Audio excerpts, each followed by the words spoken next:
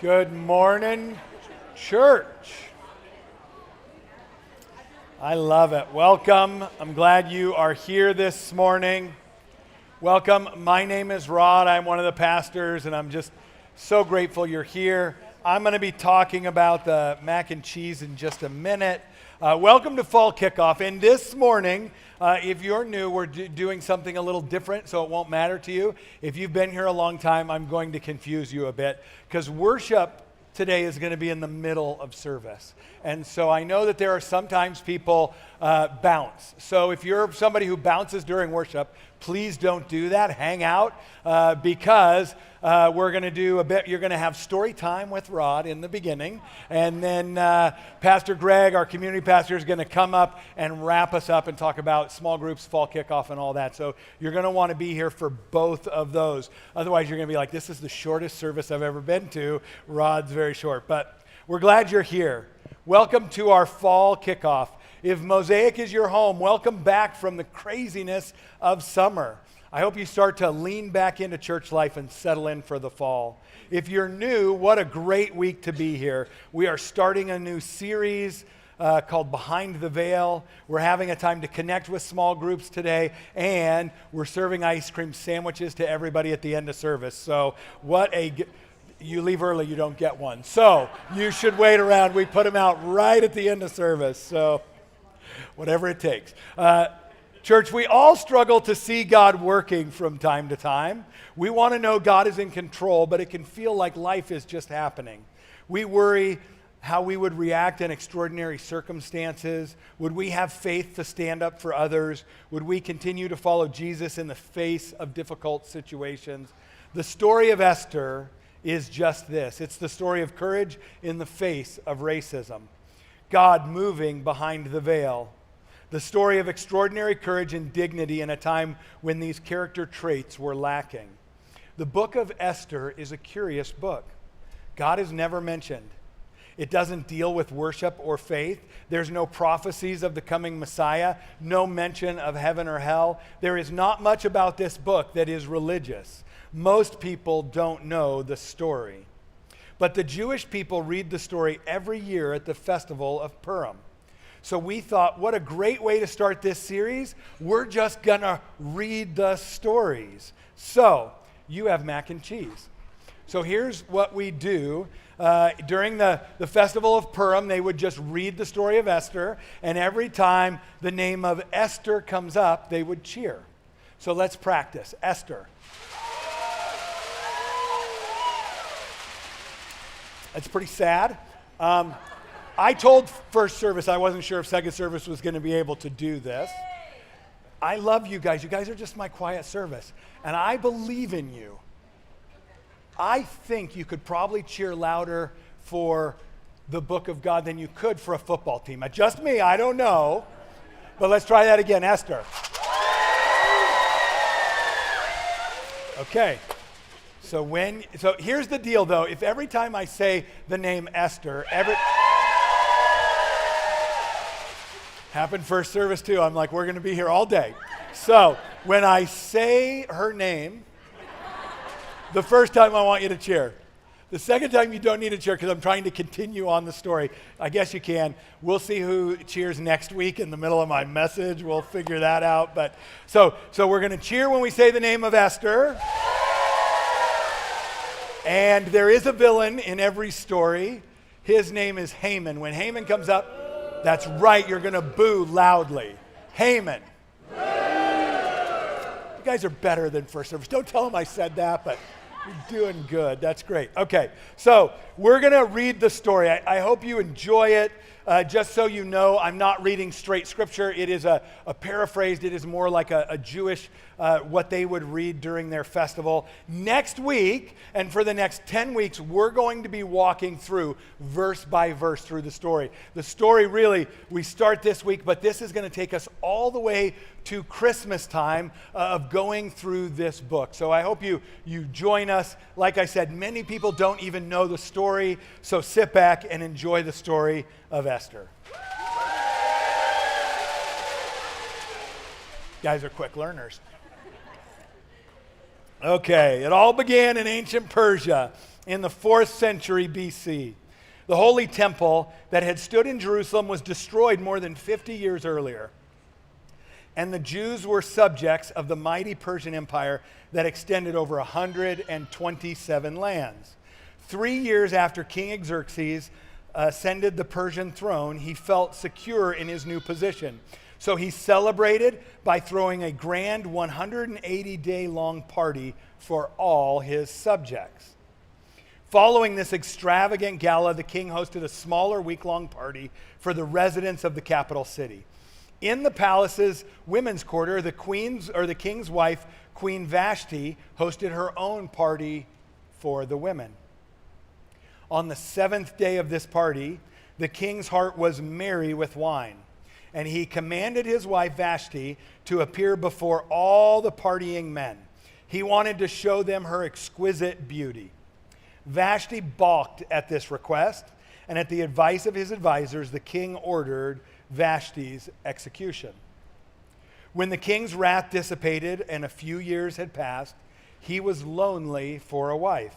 His servants suggested that he orchestrate a beauty pageant. Officers would be appointed in all the king's land, and all the beautiful girls would be brought to the king. And the girl who would find favor in the king's eyes would be the new queen. The leader of the Jews at the time was a resident named Mordecai. He had a cousin, Esther.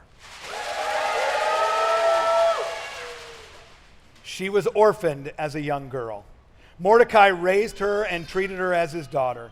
Though she had no desire to be queen, Esther,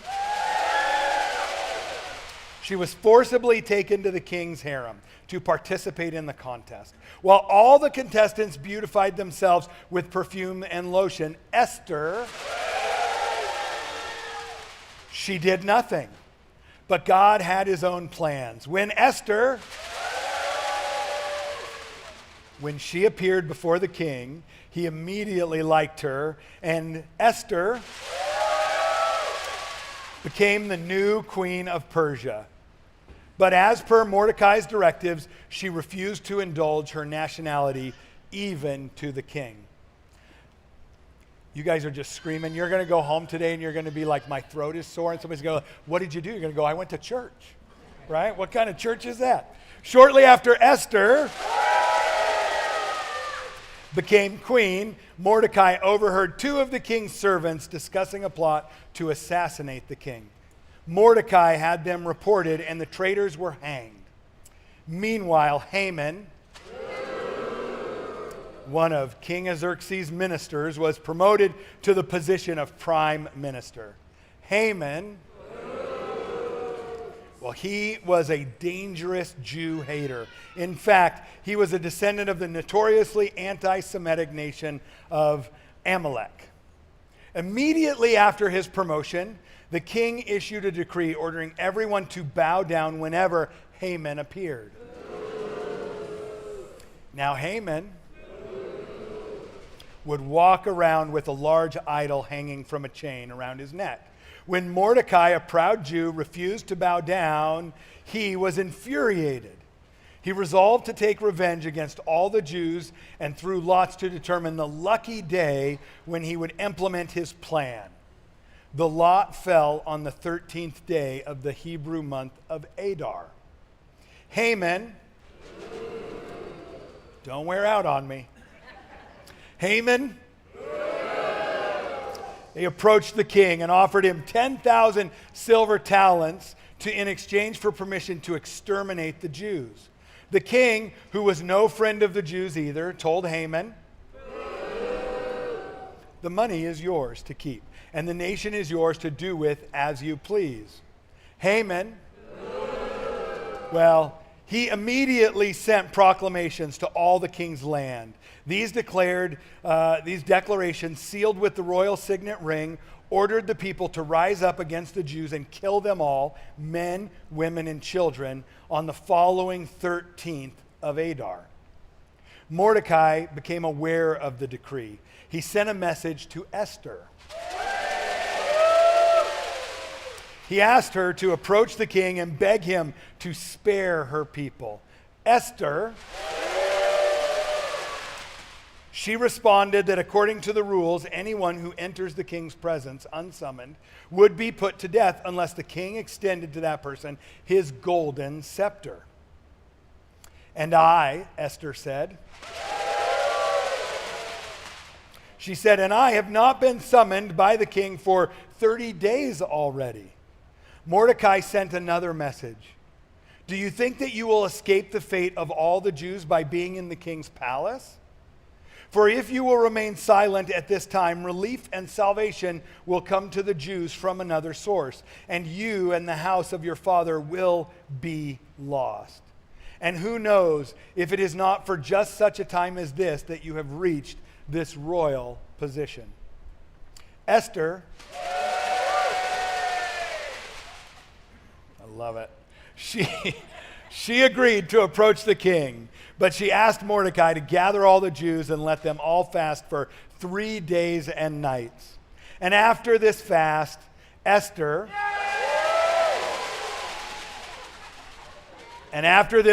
she would put her life in her hands, in his hands, and approach the king. Mordecai agreed with Esther's request. He gathered the Jews, especially the children, 22,000 of them, and they fasted, repented, and prayed to God. After 3 days of fasting, Esther, she donned royal garb and entered the king's chambers. Immediately the king extended his scepter. What is it, the king asked? What is your request? Well, I would like to invite the king and Haman to a small feast I have prepared, Esther responded. So the king and Haman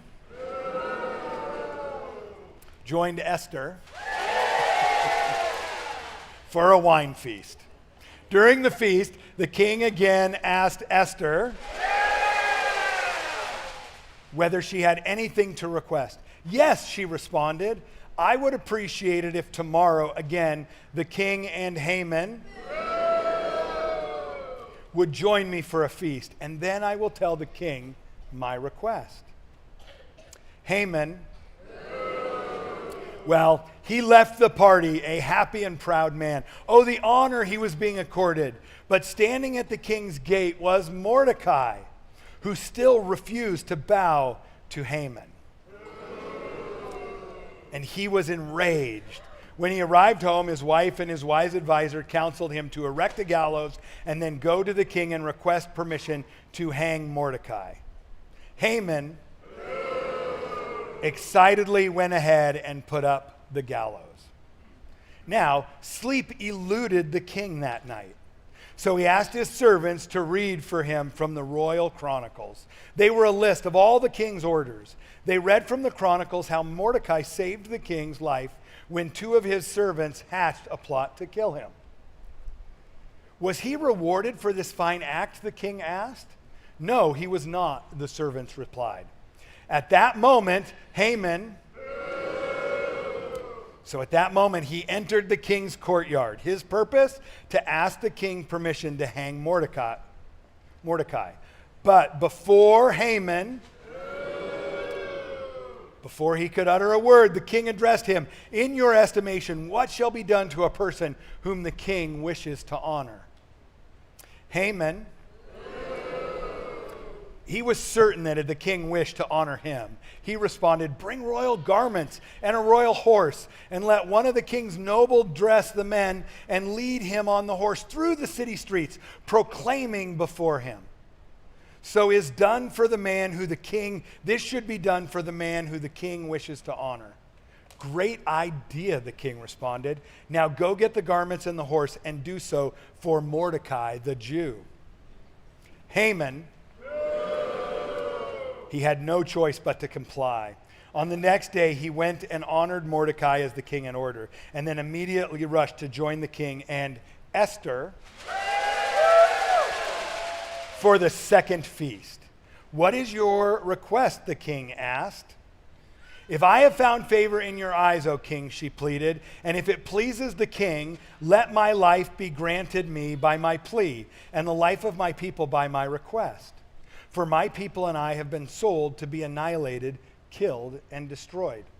Esther then identified Haman as the evil person who wished to perpetrate this atrocity. The king was greatly angered. Then he was informed that Haman had built a gallows to hang Mordecai. So he ordered that Haman be hanged on the very gallows. Haman was dead. I know, some people cheer, whatever. But his evil decree was still in effect. On that day, his estate was given to Esther. And Mordecai was appointed prime minister. You just cheer for whatever you want to cheer for here. That's good. I love it. But Esther, she was far from satisfied. Haman was dead, but his evil decree was still in effect. According to Persian law, once a king issued a decree, it could not be rescinded. But the king gave Mordecai and Esther, he gave them permission, and they promptly wrote up a decree that countermanded the evil edict. The decree granted the Jews permission to defend themselves against their enemies. And by this time, considering that all knew that the queen and prime minister were both Jewish, no one would prevent the Jews from doing just that. And the Jews were oh so happy. Celebrations abound. On the 13th of Adar that year, the Jews throughout the Persian Empire mobilized and killed the enemies who had wanted to kill them. Esther, she asked the king's permission for the Jews to have one more day to fight their enemies, and the king granted her wish. On that day, the 14th of Adar, the Jews worldwide celebrated and also hung Haman's sons. You don't know to cheer or not to that, I get it. Kind of a dark part right there, it's okay. The Jews then rested and celebrated on the 15th of Adar. Mordecai and Esther, well, they established a holiday to commemorate these amazing events. Jews worldwide celebrated on the 14th of Adar. This holiday called Purim is the most joyous holiday on the Jewish calendar. I hope you enjoyed that story of Esther. And I hope